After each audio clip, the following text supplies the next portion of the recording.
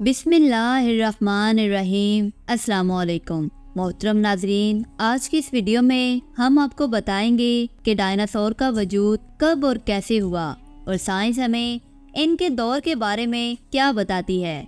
इसी के साथ हम आपको बताएंगे कि डायनासोर के वजूद और इनकी तबाही के हवाले से कुरान में कोई इशारा या जिक्र मिलता है और क्या हज़रत आदम अलैहिस्सलाम की तख्लीक से पहले ज़मीन पर मौजूद मखलूक़ात जैसे जिन्नात और दीगर बड़ी मखलूक़ात का डायनासोर से क्या ताल्लुक़ हो सकता है और कुरान सुन्नत डायनासोर्स के बारे में हमें क्या बताते हैं। इस मौजू पर हम कुरान, इस्लामी तफसीर और साइंसी दरियाफ्तों को मद्देनज़र रखते हुए तफसील से बात करेंगे। तो आइए इन हैरान कुन हकीकत पर नज़र डालें। जैसा कि साइंस हमें ये बताती है कि डायनासोर के दौर को मीसोज़ोइक अहद कहा जाता है, जो 3 अहम हिस्सों में तकसीम होता है। ट्रायसिक दौर, ये वो दौर था जब सबसे पहले डायनासोर ज़ाहिर हुए।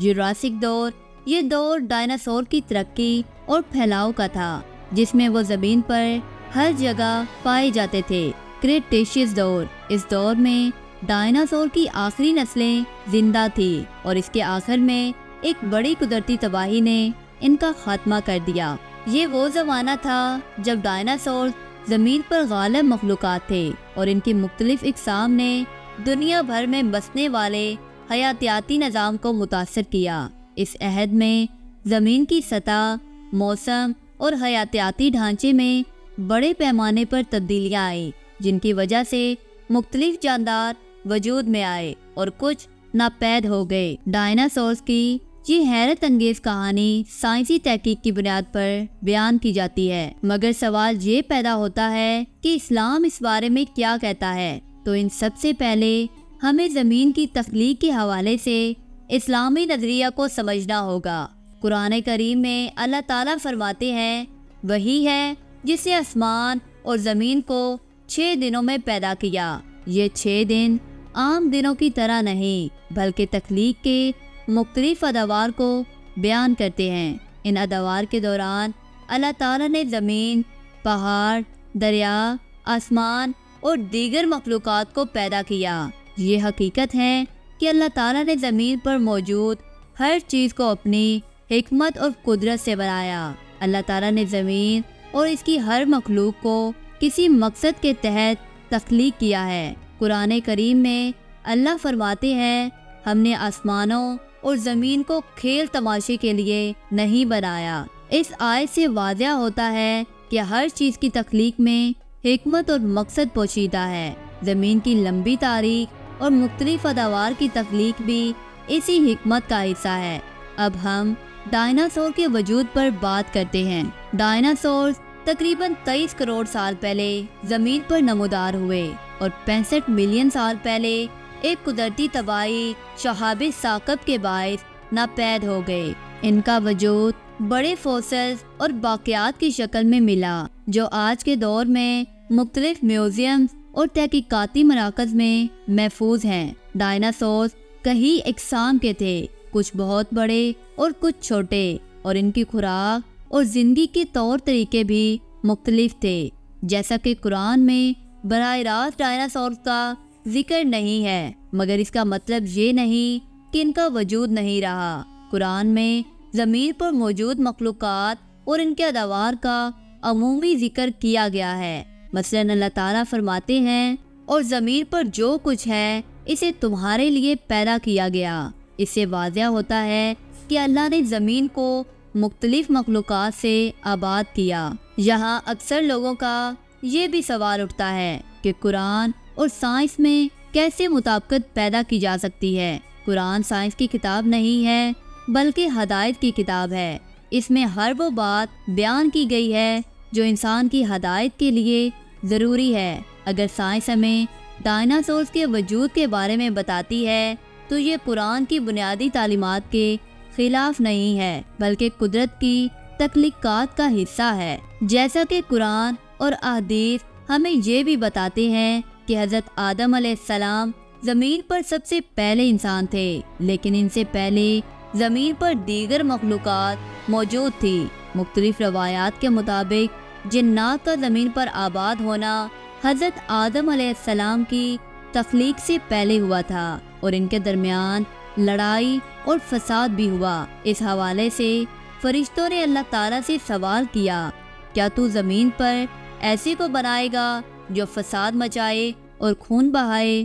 فرشتوں کا یہ سوال اس بات کی طرف اشارہ کرتا ہے کہ زمین پر پہلے بھی ایسی مخلوقات موجود تھی جو فساد کرتی تھی، اور یہ امکان موجود ہے کہ وہ بڑی اور طاقتور مخلوقات جیسے ڈائناسورز بھی ہو سکتی ہوں۔ اسلامی تاریخ میں جنات کے دور کو حضرت آدم علیہ السلام سے پہلے بیان کیا گیا ہے۔ اس کے مطابق جنات زمین پر آباد تھے اور زمین پر ان کا تسلط تھا۔ وہ مختلف جنگیں لڑتے اور زمین پر فساد برپا کرتے۔ اللہ تعالیٰ نے ان کے خلاف فرشتوں کو بھیجا جنہوں نے ان کی طاقت کو کم کیا اور ان کو زمین کے دور دراز مقامات پر پناہ لینے پر مجبور کر دیا۔ آخر ڈائناسور کی ہلاکت کیسے ہوئی؟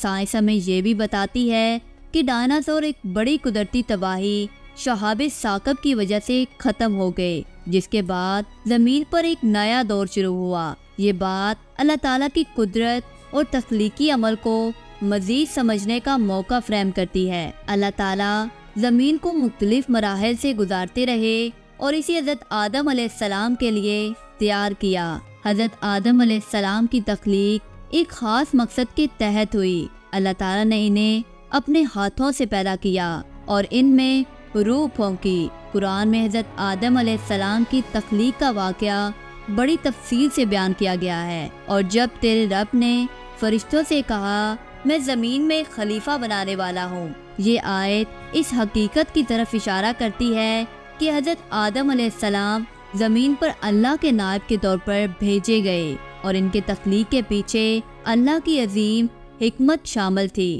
اب سوال یہ پیدا ہوتا ہے کہ قرآن میں ڈائناسورز کا ذکر کیوں نہیں ہے؟ اس کا جواب یہ ہے کہ قرآن کا مقصد انسانی ہدایت ہے۔ اللہ تعالیٰ نے اس کتاب کو آخرت کی تیاری اور ایمان کی مضبوطی کے لیے نازل کیا ہے۔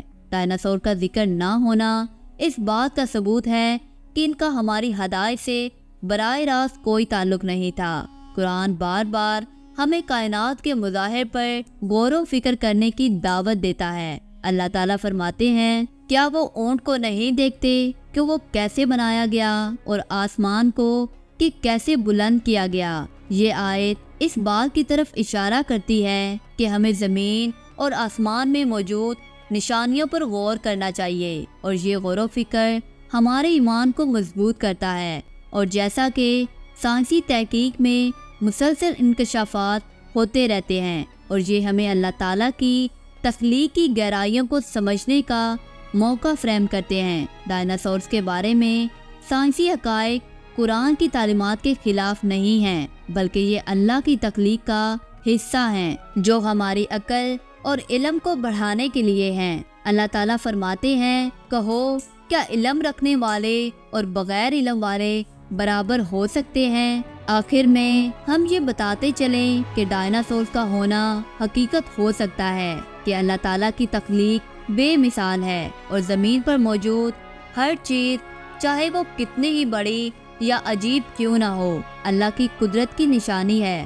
ڈائناسور کا وجود اور ان کا خاتمہ اللہ کی حکمت کا حصہ ہے، اور اس بارے میں غور و فکر کرنا ہماری علمی اور روحانی ترقی کے لیے اہم ہے۔ امید کرتی ہوں آپ کو آج کی ویڈیو اچھی لگی ہوگی۔ ویڈیو اچھی لگی ہو تو لائک کر دیں، اور آپ سے چھوٹی سی گزارش ہے کہ چینل کو سبسکرائب کر دیں اور دوسروں کے ساتھ شیئر کر دیں۔ اسی کے ساتھ اجازت چاہوں گی۔ اللہ حافظ۔